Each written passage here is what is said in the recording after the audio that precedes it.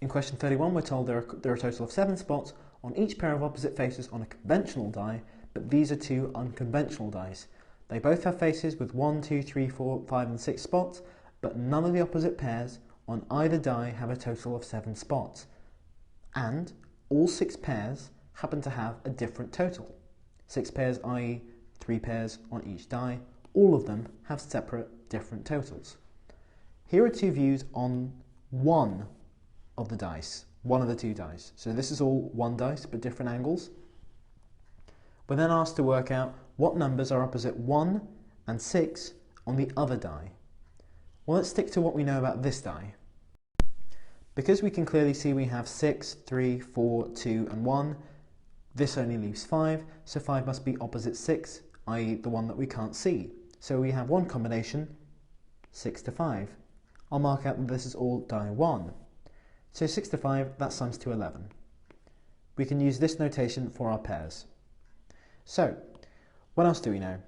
After this has been rotated to give us this angle here, it's unclear from this rotation whether 3 is opposite 2 or 1, and whether 4 is opposite 2 or 1. So, let's just write down all the possible combinations to see where we are. So we could have 3 and 1. We could have 3 and 2. We could have 4 and 1. We could have 4 and 2.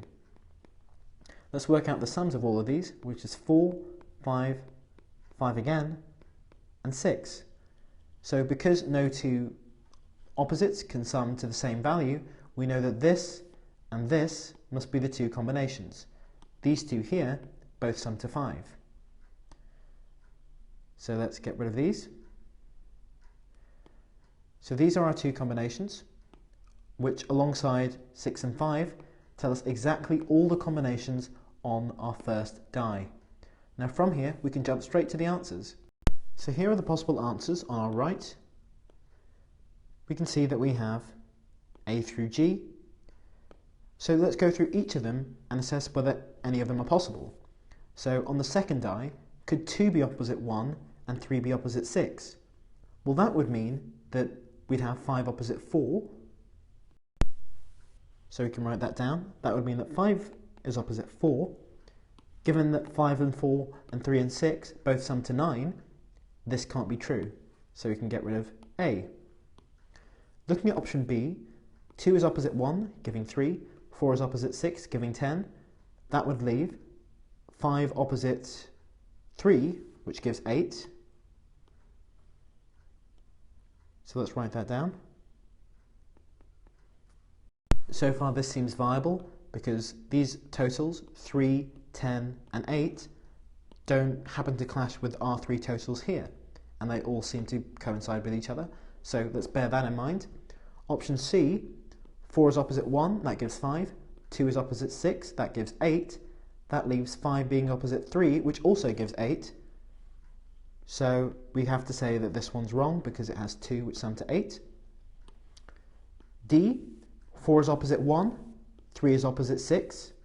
So 4 opposite 1 giving 5, 3 opposite 6 giving 9. That leaves 5 being opposite 2, which gives 7.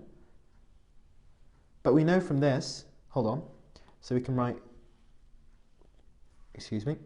so we can write that 5 is opposite 2, giving 7. But we do know from the question that in a conventional die, the 2 sides opposite are 7, but in this question, none of the totals can be 7 on either side. So we have to discount this just because of the sum to 7. Otherwise, this is totally viable. So, looking to E, 5 is opposite 1, giving 6. 2 is opposite 6, giving 8. We already have a 6 here, so we have to ignore this one. Option F, 5 is opposite 1, giving 6. Again, we have to get rid of it because we already have our 6. Bear in mind, obviously, that all 6 pairs have to be different totals.